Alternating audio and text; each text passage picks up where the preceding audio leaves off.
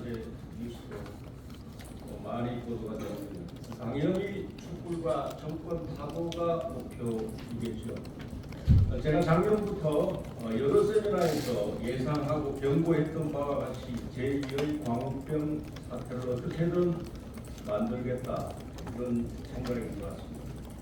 민주당과 대선 불복 세력 그리고 정권 전복 세력들이 믿는 부분이 있을 것 같습니다. 민노총 언론 노조가 장악한 공영방송이 그중 첫 번째일 거라고 생각합니다. 광우병 보도로 노하우가 있죠. MBC 그리고 KBS와 YTN 등의 조작 선전 선동 방송의 영향력을 믿고 싶어 할 것 같습니다. MBC 출신으로 문재인 정권의 공영방송 장악에 앞장섰던 박강원 민주당 원내대표가 벌써 타락을 가르고 있습니다. 어제 뉴스를 보니까 후쿠시마 오염수와 관련한 IAEA 보고서가 나오기도 전에 IAEA 보고서가 일본의 맞춤형 보고서일 우려가 크다, 이렇게 얘기를 했더라고요. 자기들의 선전 선동에 맞지 않는 과학적인 결과가 나올 경우 믿지 못하도록 국민들에게 말하는 그런 게 아니냐, 그런 생각이 듭니다. 괴담 세력들이 두 번째로 있는 것이 토탈의 영향력일 거라는 생각이 듭니다. 우리가 다룬 문제인데, 정권 전복 세력이 과거 미국산 소고기를 청산가리로 둔갑시켰죠. 네이버를 비롯한 포털을 이용해서 우리 수산물을 폐수로 둔갑시킬 수 있을 거라는 폭발력을 기대할 것 같다라는 생각입니다. 포털은 이미 주요 선거와 문재인 정권의 방송 장악 과정에서 여론 조작에 이용됐거나 이용된 의혹이 드러났습니다. 그 포털의 댓글은 쌍방향 소통이라는 긍정적인 측면이 물론 있죠. 그렇지만 여론 조작 세력의 모니터가 됐습니다. 이 댓글 저널리즘이라는 신조어가 생겨났듯이 댓글을 통해서 원래 기사의 취지를 왜곡하거나 포털의 기사 배치에 영향을 주어서 민주주의의 근간인 여론 형성을 왜곡시켰습니다. 네이버가 얼마 전에 댓글 정책을 개선하겠다고 했지만 눈 가리고 아웅이라는 비판이 일고 있습니다. 알고리즘 관련해서도 그동안 납득하지 못하다가 요즘 고개를 끄덕이게 하는 폭로가 이어지고 있습니다. 오늘 아침 보도를 보니 네이버의 알고리즘 검증위원회에 참여한 언론학 교수 가운데 6명이 지난 2017년 김장겸 고대영 물러가라 라는 영탄장에 서명했다고 합니다. 문재인 정권 방송 장악에 앞장섰던 이후 모형 방송의 참담한 추락에는 입도 뻥끗 않는 학자를 참칭한 몰입회와 다름없는 언론학 교수입니다. 오늘 세미나를 통해서 괴담과 여론조작 세력들이 포털을 통해서 더 이상 가짜 뉴스를 확산시키고 선동의 수단으로 사용할 수 없도록 하는 여러 좋은 의견들이 나와서 내년 총선을 앞두고 정책과 입법에 반영되기를 기대합니다. 그러면 이상근 교수님의 주제와 인력을 먼저 보도록 하겠습니다. 네, 방금 소개받은 기자입니다. 제가 앉아서 하는 발표는 처음이라 어떻게 합니다만 먼저 아마 이렇게 아이스 브레이킹을 좀 하려고 합니다. 저희 윤기정 선배님 계시는데 질문 하나 드리도록 하겠습니다. 네이버에 그러니까 댓글이 하루에 몇 개 정도 되시는지 혹시 알고 계십니까? 댓글 숫자요? 예. 수백만 개, 뭐 100만 개 정도 아닙니까? 거의 근사치에 가까우신 것 같아요. 보통 아마 30만 개. 제가 보통 지금 어제 그냥 생일에 아무 이슈가 없었을 때 이렇게 댓글의 수가 보니까 아마 36만 개. 제가 이렇게 파워포인트를 만들었을 때는 아마 34만 개 정도 되더라고요. 근데 아마 이슈가 뜨면 아마 100만 개도 넘어가는 것 같다 이런 생각이 들어요. 정확하게 한번 지적하신 것 같습니다. 굉장히 우리가 생각했던 것보다는 댓글의 수가 많은 것 같습니다. 그리고 또 하나 이제 저희가 사실은 약간 헷갈리고 있는 부분이 또 있는 것 같더라고요. 그게 뭐냐면 IP하고 ID라는 어떤 그 개념을 지금 헷갈리고 있는 왜냐하면 이제 ID에서 이제 100개 이상 이렇게 뭐 할 수 없게 이렇게 하는 어떤 경우가 굉장히 많습니다. 저도 이렇게 가끔 가다가 저는 댓글은 절대 쓰지 않습니다. 근데 이제 좋아요는 가끔 누릅니다.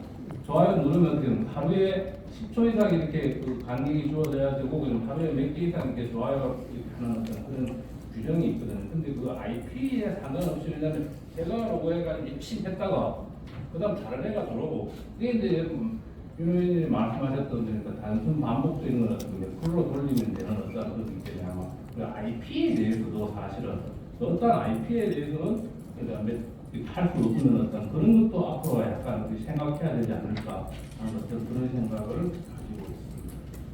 또 하나 이렇게 댓글이 이렇게 많아지면서 이렇게 하나 느꼈던 게 이제 예전에는 저희가 이제 감시사회라고 이야기해서 이제 조지 오웰이 1948년, 49년에 쓴 소설이 어떻게 됩니까? 1984년에 굉장히 오래된 소설입니다.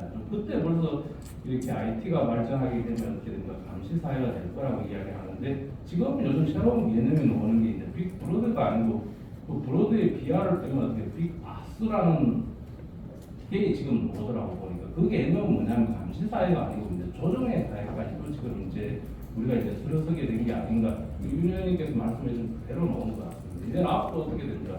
댓글이라든지 이런 것을 통해 가지고 자기가 원하는 뭐 약간 표현이 그렇습니다만 구매에 맞는 어떻게 국민들을 이렇게 선동해 나갈 수 있는 어떤 그런 지경까지 와 있지 않나 하는 어떤 그런 생각을 가지고 있습니다.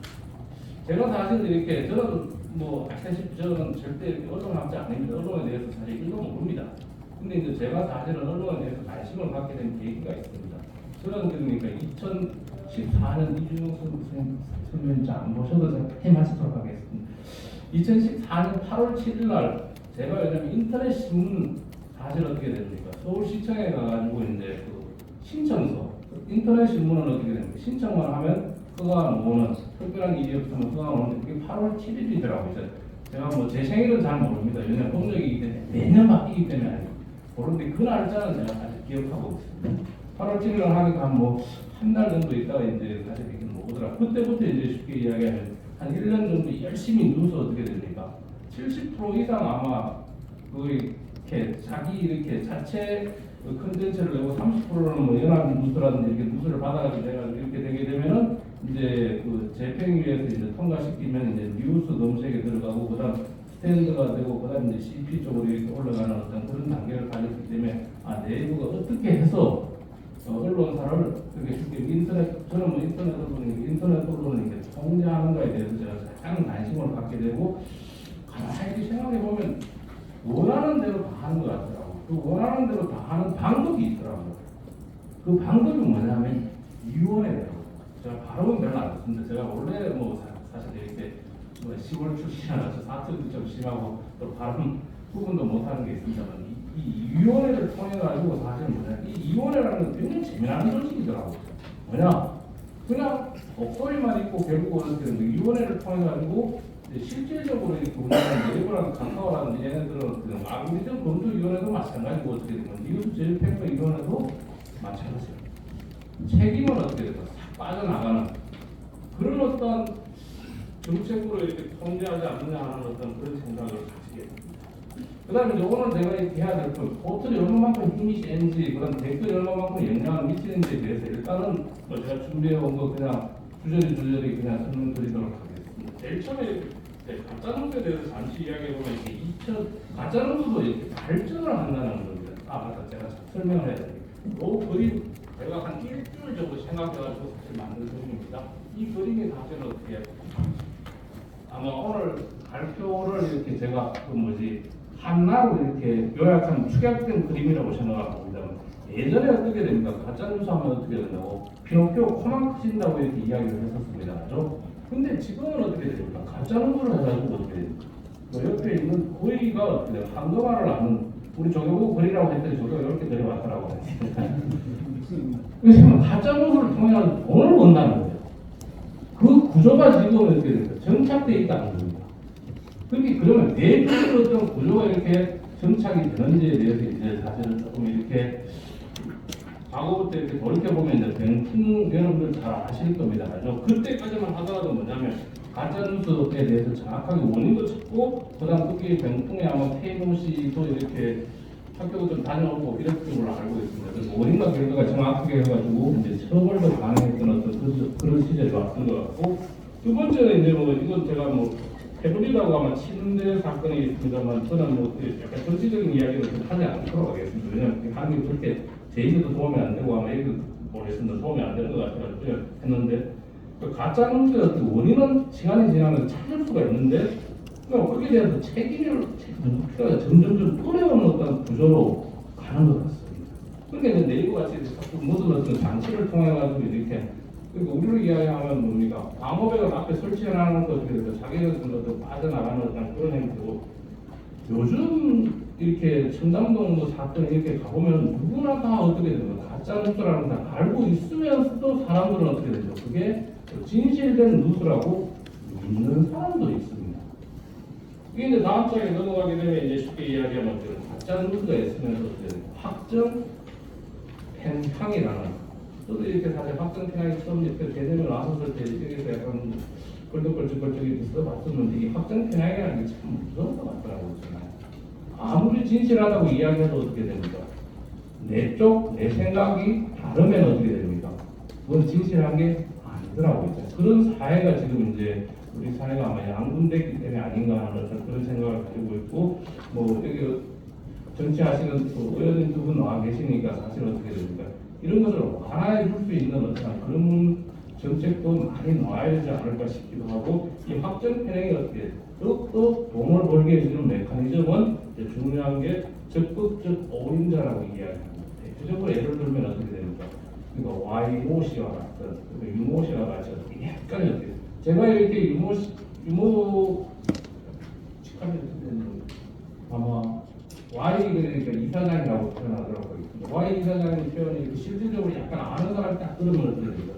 거의 처음부터 끝까지 진실은 거의 하나도 없는 것 같아요. 그리고 또 팩트가 맞는 게 거의 없습니다. 그래서 제가 오늘은 사실은 뭐냐 팩트 중심으로 사실 얘기하려고 데이터만 가져왔었습니다. 그래서 나중에 뒷부분은 전부 데이터로 이렇게 제가 말씀을 드리려고 합니다만 이 팩트가 아님에도 불구하고 그 가짜 페이크에도 팩트하고 페이크는 두 번째 차이입니다. 그렇습니다. 끝자 이렇게 페이크하고 팩트 제가 두 번째 차이에도 불구하고 어떻게 됩니까? 이제 적극적 오인자가 나서서 어떻게 되는 그렇게 이야기하게 되면 페이크도 팩트가 되면 어떻게 세상에 왔다는 게 참 무서운 세상에 저희가 지금 이제 우리가 지금 살고 있는 게 아닌가 하는 그런 생각을 하고 있습니다. 한번 보시겠습니다. 이게 왜 포탈 아까 전에 이제 그 윤의원님께서 잘 설명을 해주셨습니다. 왜냐하면 이게 오래 머물러 있어야지 어떻게 됩니까? 포탈은 돈을 벌기 때문에 그렇습니다. 그걸 저희 이렇게 표현을 보면 이제 저희 이비지너스 하는 사람들 그걸 듀레이션이라고 이야기합니다. 기간. 그다음 다른 말로 스티키니스라고 이야기해요. 끈적끈적한.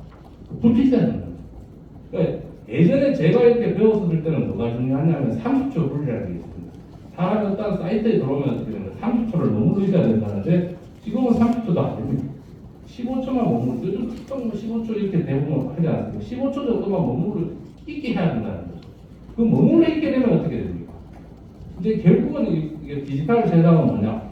숫자가 힘이다 하는 어떤 그게 사람이 많이 머물러만 있으면 어떤 비즈니스 모형을 만들어낼 수 있다는 거죠.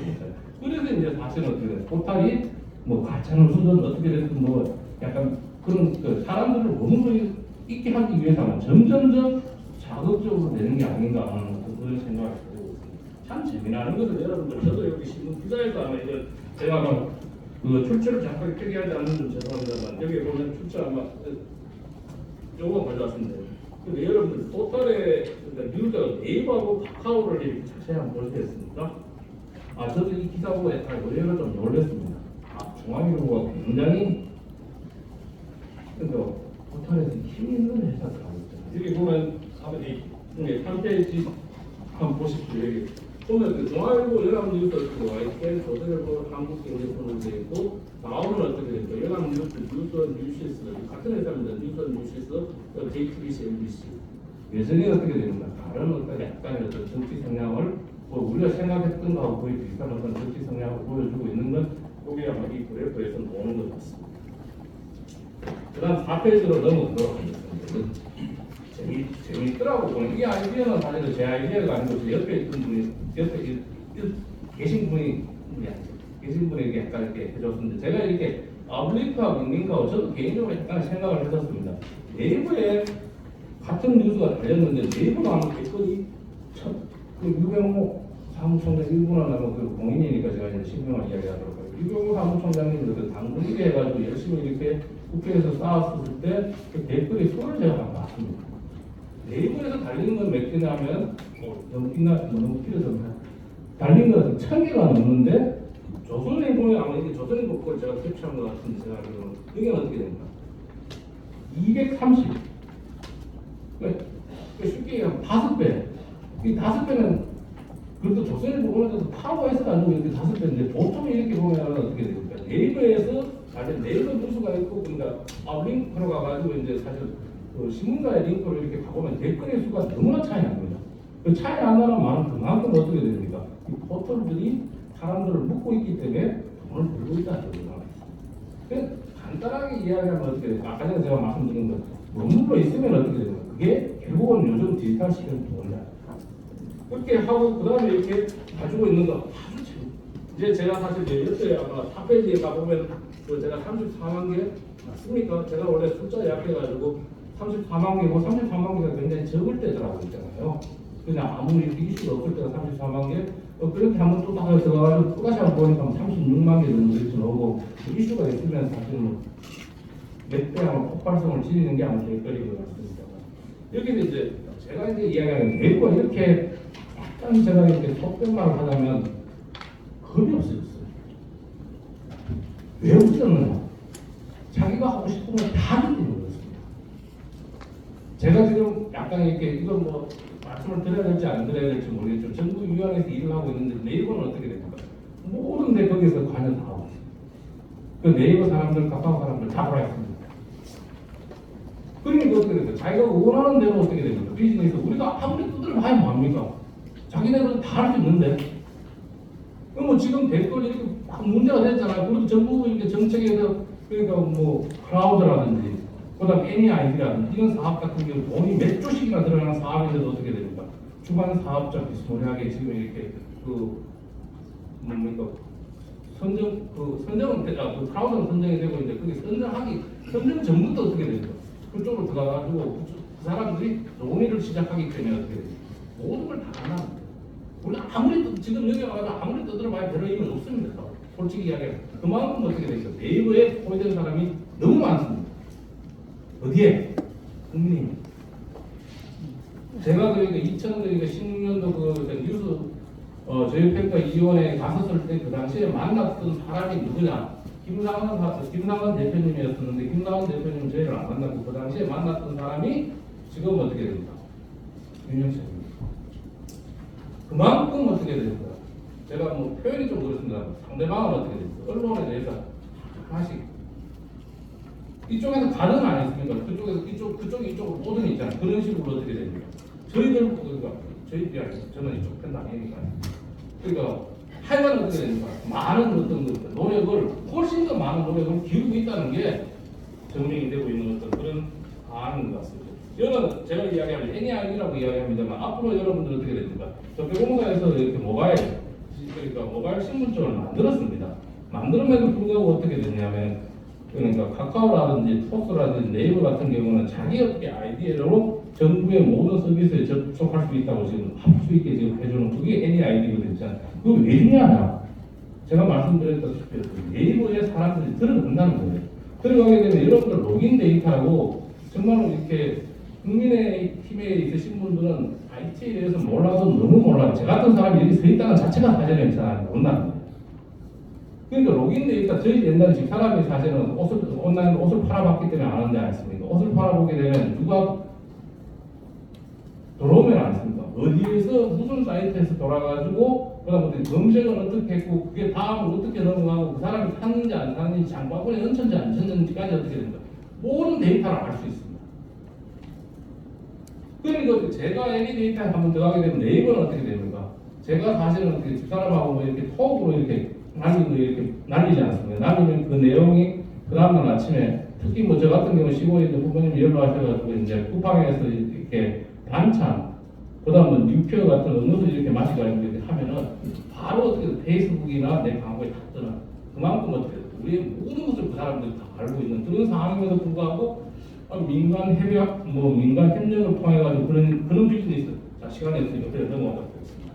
그런 거 잡고 있고 그다음 어떻게 됩니까? 가장 큰 게 아마 이게 클라우드 이것도 엄청나게 어떻게 됩니까? NAID는 그렇게 BID라고 해서 신분 인증 이거 같은 경우는 클라우드 같은 경우는 시도가 많이 됩니다. 몇조 사업입니다. 거기에도 어떻게 됩니까? LG하고 그다음 네이버가 주간 사업자로 선정이 되는데도 아무도 이야기 안 해요. 나 같은 놈이 이야기하고 어떻게 완전 또라이 로 취급하는 게 현실입니다. 그다음 이러한 그러니까 포털에 대해서 그럼 깨야 되지 않습니까? 깨려면 어떻게 나 같은 사람이 이야기하면 안 된다는 거예요. 그래서 제가 이렇게 가져왔던 사람이 어떻게 됩니까? 리나 칸이라는 사람입니다. 리나 칸이 2017년도에 썼던 거니까 논문, 그러니까 아마도 엔티트러스트 패러독스라는 아마도 그러니까 반독절 역설이라는 어떤 제가 논문 아마 그러니까 에일 로저널인가 거기에 이렇게 썼던 걸로 제가 기억하고 있습니다. 그걸 제가 전문을 다 번역을 했었습니다. 거기에서 이제 쉽게 이야기를 어떻게 되느냐, 독점에 대해서 규제할 필요가 있다. 근데 리나 칸은 사실 옆에 있습니다만 파키스탄 1.5세대 이민자입니다. 이민자인데 어떻게 되냐, 굉장히 강력하게 이야기를 했습니다. 왜냐하면 국유화까지 커먼 캐리어라고 해가지고 거의 국유화 수준까지도 이렇게 아니면 에센셜 퍼실리티라고 해가지고 어떻게 됩니까? 정부가 요금을 이렇게 완전 한전처럼 어떻게 됩니까? 허가해주는 그런 어떤 정책까지 강하게 나왔고 제일 이렇게 강조했던 부분은 뭐냐? 수직적 통합을 하지 말라는 거예요. 포탈이. 그럼에도 불구하고 어떻게 됩니까? 뒤에 여러분 뒷장 보시면 제가 이제 빨리 마치도록 하겠습니다. 그러니까 쉽게 얘기하면 포털 네이버 자회사 무진장 많고 카카오는 어떻게 됩니까? 카카오 제가 정말 싫어합니다. 카카오가 자기가 만든 아이디어는 거의 없습니다. 비즈니스 모델이 없습니다. 전부 어떻게 됩니까? 제가 아는 카카오 대리, 카카오 주차장, 카카오 주유소 안내, 약국 안내, 이거 뭡니까? 전부 벤처 기업이 했는데 어떻게 됩니까? 비즈니스 모델이라는데 특허 싸움을 특허를 걸잖아요. 그럼 중소기업들은 어떻게 2, 3년 지나고 나면 다 도달하고 없습니다. 그러면 재판은 아주 쉽게 이기죠. 그런데 자기네들이 지금 이 독점 부족으로 되어 있는 것 같습니다. 네, 댓글로 들어가도록 죄송합니다. 그다음 저 8페이지 여러분들 잠시 한번 보도록 하겠습니다. 제가 이건 2, 3분 만에 끝내도록 하겠습니다. 여기 보면 그게 아마 파란색 제일 위로 올라가 있는 게 넘어가도록 하겠습니다. 시간이 이건 많이 해야 돼요. 요거는 자 보도록 7페이지부터 보도록 하겠습니다. 요거는 일단 약간의 어떻게 될까요? 전반적인 요거는 어디서 데이터를 보였느냐 하면 쉽게 이야기하면 그러니까 네이버에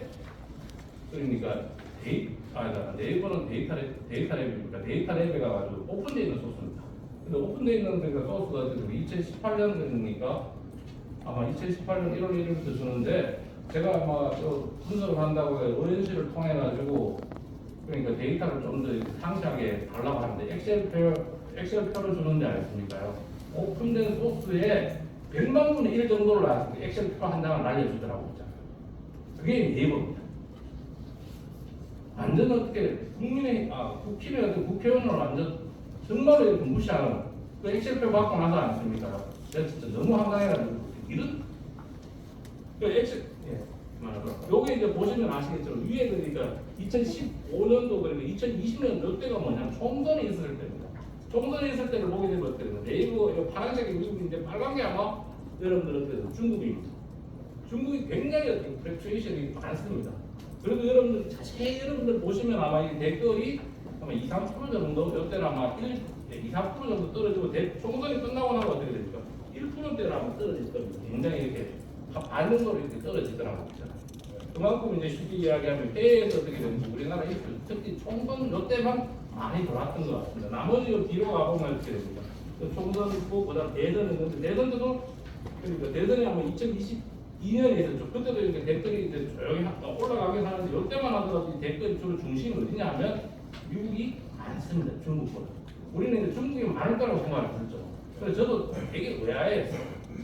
그래서 네이버가 왜 2018년부터 데이터를 줬을까? 왜냐면 학자들은 어떻게 됩니까? 의심을 하기 시작해요. 합리적 의심이라고. 그래서 어떻게 됩니까? 제가 이제 신문을 이렇게 찾아보니까 뭐가 나오느냐 하면 2002년부터인가 그러니까 인터넷 트렌드다 시오다 KR이라고 광고에 한번 떴더라고요. 그래서 그걸 이렇게 살짝 거기 들어가게 되면 뭔가 정보가 있을 거라고 생각을 해가지고 거기 들어가셨습니다. 그래서 여러분들 10페이지 한번 보도록 하겠습니다. 자, 이거 재밌습니다. 제가 이거 사실 깜짝 놀랐습니다. 왜냐하면 요게 앞에 2015 요거 나오면 제공한 게 2015년 1월 1일부터 이렇게 제공을 했었는데 2016년 한 2, 3월 달까지는 이게 제가 이렇게 적어놨습니다. 제일 처음에 10페이지 위에 페이지 있는 거 보면 그러니까 이때 중국에서 들어온 게 어떻게 됩니까? 트래픽이 13% 들어옵니다. 13%면 여러분들 네이버 댓글에서 어떻게 됩니까?